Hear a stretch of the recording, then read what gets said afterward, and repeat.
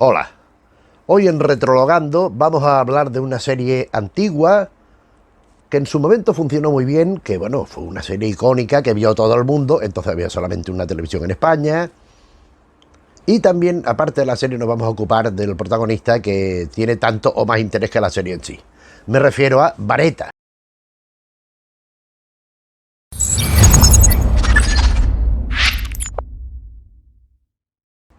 Vareta fue una serie de carácter policiaco, de estos que había tantísimas, donde se intentaba introducir una serie de elementos novedosos respecto a lo que ya había. Si digamos el canon eran Colombo, Kojak, MacLeod, Banachek, el otro de la moto Macmillan, ya hubo un giro posterior, hubo varios. Uno, por un lado, hacia la mujer policía, después Los Ángeles de Charlie, etcétera, etcétera, que hemos hablado de ello, de todo eso en el canal. Y después otras series donde ya se mezclaba más, aunque en Kojak, por ejemplo, esto ya estaba, en Colombo y los demás no, eran de distintas productoras, la violencia y la marginación en los barrios bajos, la situación de violencia, de las zonas de economía precaria, ¿verdad? Y esto ya se vio muy claro, aparte de en Kojak, que ya estaba, como digo, en series como Starsky Hatch, por ejemplo, o como en Vareta. Pero es que en Vareta además se llevó al límite, porque el personaje, que era un policía un tanto marginal en sí mismo, violento, era un tipo que no se sometía a las normas de la policía, que era la ortodoxia, se la pasaba por debajo del Arco del Triunfo, que vivía solo con una cacatúa. Ahora hablaremos un poco de este tema. Al jefe lo tenía siempre en el disparadero, porque el pobre hombre pues le decía las cosas y el Vareta se lo pasaba por donde le salía, del forro.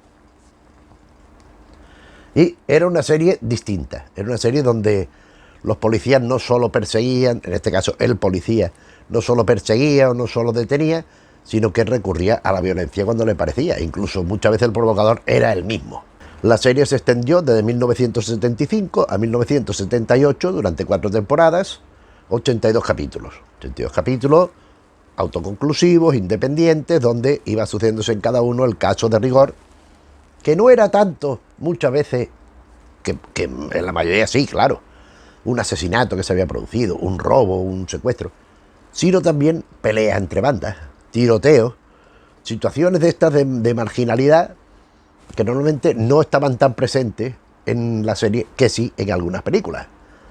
Pero esto era algo que llamaba la atención, porque es que no se veía, por lo menos en España no veíamos estas cosas, y Vareta pues lo introdujo. Y Vareta es un personaje que generaba diversas opiniones, o sea, los puntos de vista más opuestos, porque había quien le caía muy bien, no, es que eso es lo que hay que hacer, y había quien decía, no, esto es abominable, ¿cómo va a haber un policía así? Un policía que ataca a los delincuentes con las mismas armas de los delincuentes, con todo lo que eso conlleva, para bien y para mal. Entonces fue una serie que yo creo que en la intención ya estaba esa polémica, servida de principio, que no hubiera un pronunciamiento a favor o en contra claro, aunque lógicamente la serie va a favor del personaje, claro. Pero había este elemento de verdad, de disidencia, de decir, bueno, pues planteamos esto aquí a ver qué pasa. La serie, pues eso, pues eran los capítulos, el Vareta llegaba allí con su camiseta roja, pero yo creo recordar que en esta época es cuando llega la tele en color, por lo menos a mi casa, pero ya al final. Yo recuerdo verlo en blanco y negro. Y también recuerdo unos álbumes de estampas, de cromos, de estos de que se compraban los sobrecitos y los tenías que pegar y cambiamos y todo eso, de la televisión. Un álbum de ciertos programas de televisión. Recuerdo La Pantera Rosa, recuerdo aquellos que no me acuerdo cómo se llama la serie, del Lian Champó, de los chinos aquellos que se peleaban y tal. Recuerdo La Pantera Rosa, El Oso Hormiguero, cuando estaba El Oso Hormiguero. Y eran series, y en los payasos de la tele, y no sé qué. Y Vareta era una foto que salía él con una camiseta roja, con la cacatúa en la mano, dándole un beso en el piquito a la cacatúa. O sea que la camiseta era roja, porque siempre iba con una camiseta y a veces con una chupa de cuero. Él vivía en un apartamento no muy grande, en Estados Unidos, en la ciudad innominada, porque no se dice si en Los Ángeles, si en San Francisco, si en Nueva York, si en Chicago, no se especifica dónde sucede la acción de la serie. Entonces, bueno, pues en esa ciudad que no sabemos cuál es, hay un edificio de apartamentos en uno de los cuales vive él. Y vive solo. Él, más o menos se hace todas las cosas. Él va a comer fuera, también se prepara sus comidas y vive con Fred, que es la cacatúa. La cacatúa, que es a quien le cuenta cosas, la cacatúa le contesta. Cuando llaman al teléfono, va a cogerlo la cacatúa, muchas veces ha cogido el teléfono, sí, descuelga, sí, Vareta, no sé qué. O sea, estas son cosas que te acuerdas. Una cacatúa que a lo mejor no era una, a lo mejor eran 3 o 4, porque a lo mejor se moriría alguna por el camino, no lo sé. Y la cacatúa tenía la presencia hecha que ha tenido en muchas series el amigo del policía o del detective. El compañero menos hábil, más patoso, que incluso a veces es el personaje chistoso para hacer el elemento de contraste con la inteligencia y con la deducción lineal del detective para dar humanidad y para dar humorismo. Muchas veces se le pone al lado el compañero que, bueno, que hace este personaje. Aquí no había tal compañero, sino que el compañero era la cacatúa llamada Fred. En su momento también se hizo muy conocida la sintonía de la serie porque la interpretaba Sammy Davis Jr. Y el título era, que lo tengo aquí apuntado, Keep Your Eye on the Sparrow, mantén el ojo en el pájaro, en el gorrión. No sé por qué, supongo que sería un juego de palabras con el pajarito, con la cacatúa y con el ojo, porque claro, Sammy Davis Jr. solo tenía uno, entonces solo podía mantener el ojo, no los ojos. Claro, supongo que sería un chiste privado, él hacía muchas bromas con eso. Pero esa canción estaba muy bien, es una canción que aún hoy es agradable de escuchar, una canción bastante bien conseguida, bastante bien compuesta y sobre todo bien interpretada por Sammy Davis Jr. La serie, tal como la conocemos, en principio no fue concebida así. La idea original era hacer una especie de secuela de otra serie que ya existía, Take, protagonizada por Tony Musante, un actor que habíamos visto en distintas películas muy conocidas. Había hecho también algunas series de televisión, como por ejemplo esta Take. Y de pronto pensaron hacer una secuela, la serie B funciona muy bien. Y Tony Musante dijo que no, que él se retiraba del proyecto, que no le interesaba. Entonces se cambió ciertos aspectos de la idea de producción para hacer una serie más centrada en lo policíaco, con capítulos más independientes y con otro actor. Y salió Vareta, Tony Vareta, el protagonista de la serie. Vareta, no sé si lo he comentado, no es un detective profesional independiente, sino que es policía. Él es un miembro de la policía, tiene que ir allá al despacho, el jefe le dice tal, y el tío pues le hace el caso que le hace. Pero en cualquier caso era un miembro de la policía díscolo, heterodoxo, y que generaba pues estos sentimientos. Y pocos actores lo hubieran podido encarnar mejor, de acuerdo con su propia vida, que el que lo hizo, Robert Blake.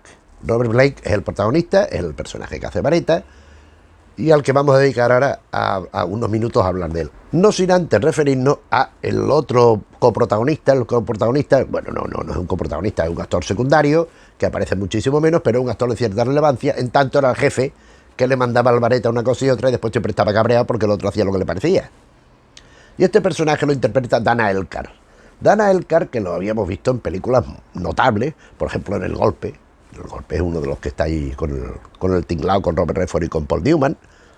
Por ejemplo en Failsafe, que la comentamos aquí también, Punto Ciego, con Walter Matthau estelar, con una serie de personajes muy entrañables, que se hizo mundialmente famoso por ser el director de MacGyver, otra serie de televisión muy célebre. Este señor pues ya era conocido, como digo, como actor secundario, como actor de reparto, pero MacGyver fue una serie aquella que era un señor que cogía 3 colillas, un chicle, una gomilla del pelo y una zapatilla de tenis y creaba un bazooka y cosas de estas. Pues este MacGyver, el jefe, que no era el jefe directo, MacGyver trabajaba para una fundación, que eran los que le asignaban por la labor tal, que después se complicaban, y el director de la fundación era Dana Elkar también. Pero el personaje clave es el detective Tony Vareta, interpretado por Robert Blake. A mí este Robert Blake es un personaje que siempre me ha llamado mucho la atención y que me ha interesado mucho lo que ha sido pues su periplo vital y cómo una persona puede estar predestinada desde pequeño a pasarlo mal, a tener problemas y dificultades, pero no de dinero, no, de las gordas, de estar pues en riesgo y con problemas muy gordos, con la mente un poco más para allá que para acá, porque es que tuvo una existencia realmente funesta. Y mira que tuvo momentos brillantes, como la serie Vareta fue un éxito sin paliativo, o como alguna otra película que la mencionaremos.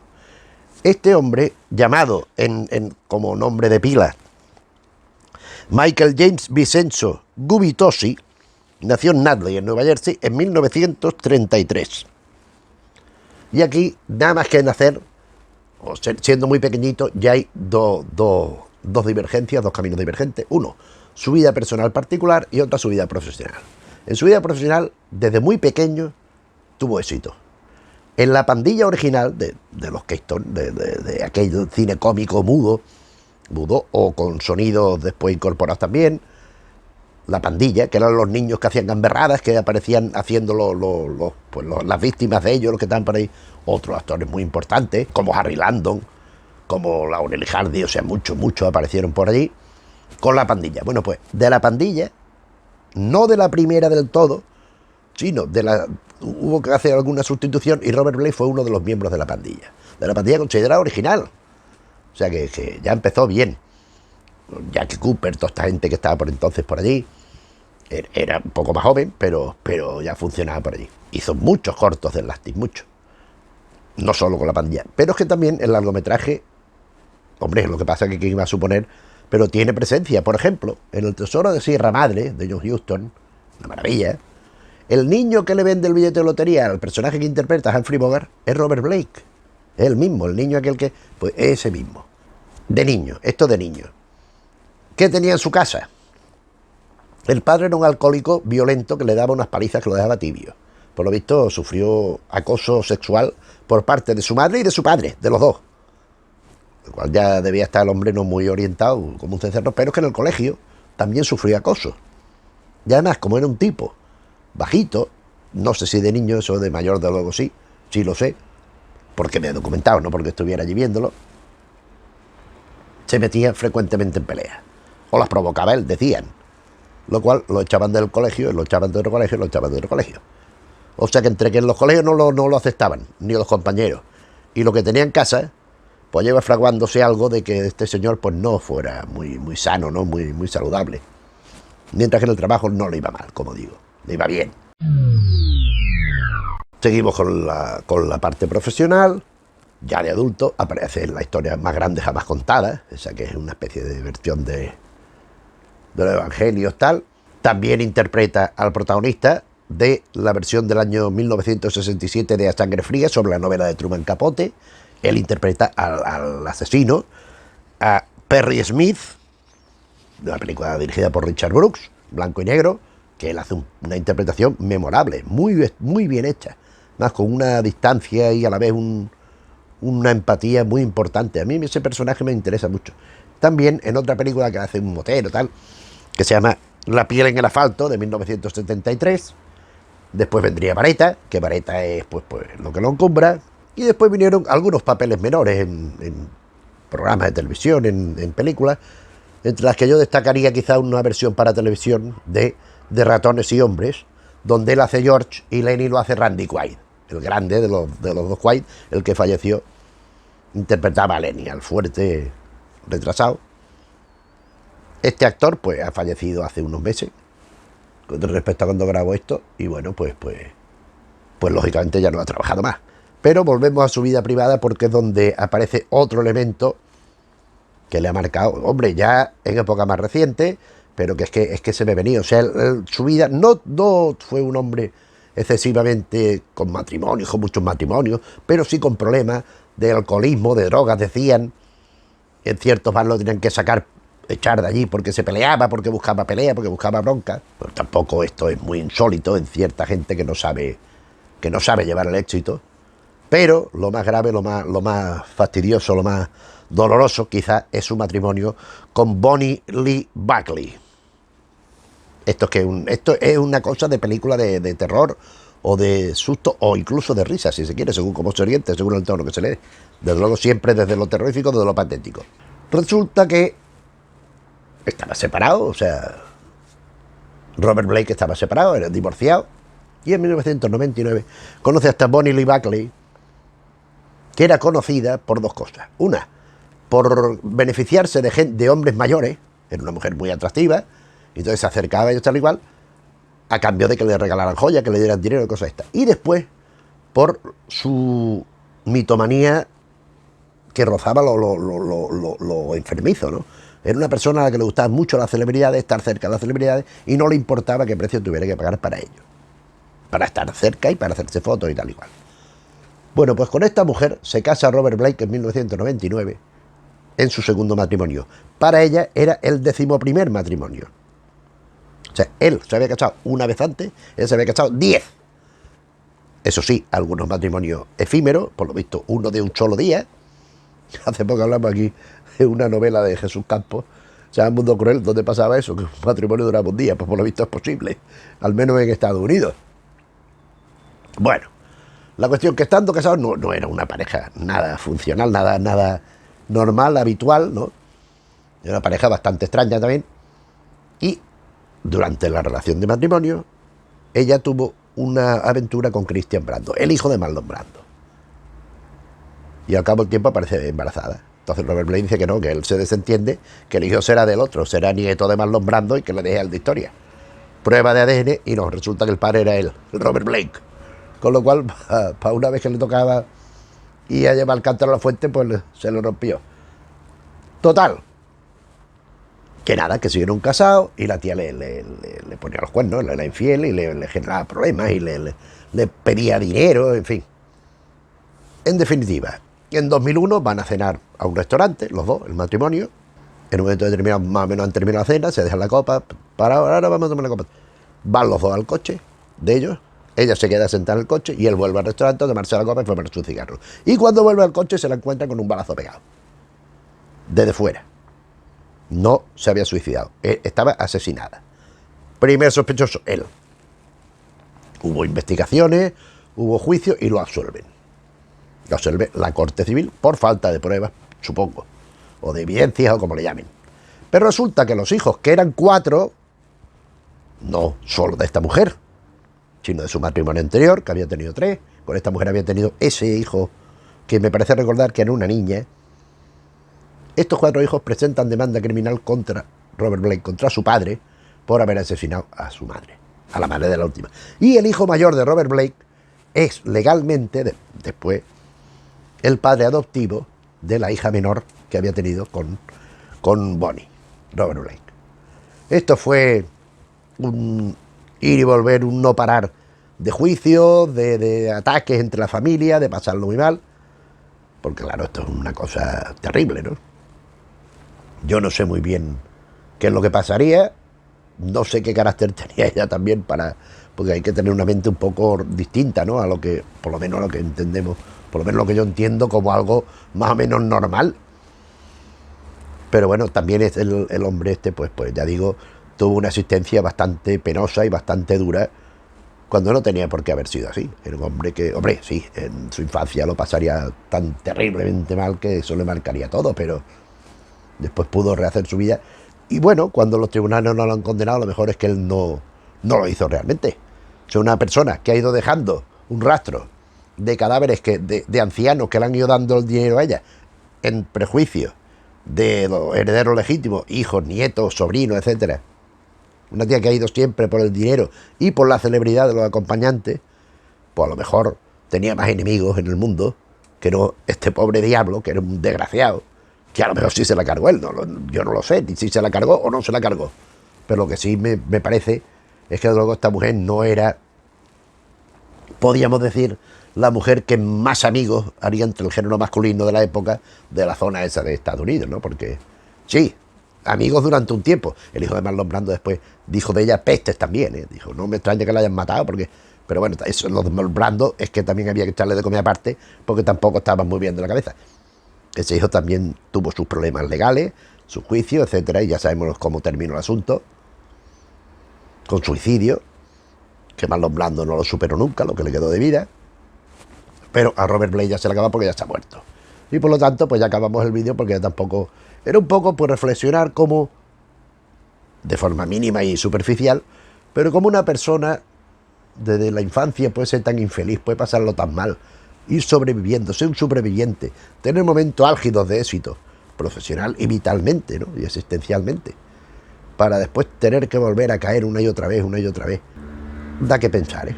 Pero bueno, esto no es el momento aquí de hablarlo. Si se diera las circunstancias, pues ya plantearíamos alguno. En cualquier caso, quien lo tiene que hacer es cada uno, pensar en sí mismo, llegar a sus conclusiones desde la reflexión. Pero este vídeo lo terminamos ya, que ya pues, hemos hablado de la serie, hemos hablado del protagonista, que es lo que hemos venido a hacer hoy. Si ya conocías la serie o algo del personaje, pues bueno, espero haberte refrescado la memoria. Si no, pues bueno, pues que te haya despertado algún interés todo esto de Vareta, de Robert Blake, etcétera. Y sobre todo, si el vídeo te ha parecido bien, pues te agradeceremos que le des al me gusta. Así como si te interesan los temas que tratamos un día y otro en el canal, pues que te suscribas, porque ya sabéis que esto no hace falta para YouTube, ¿eh? Y todo esto.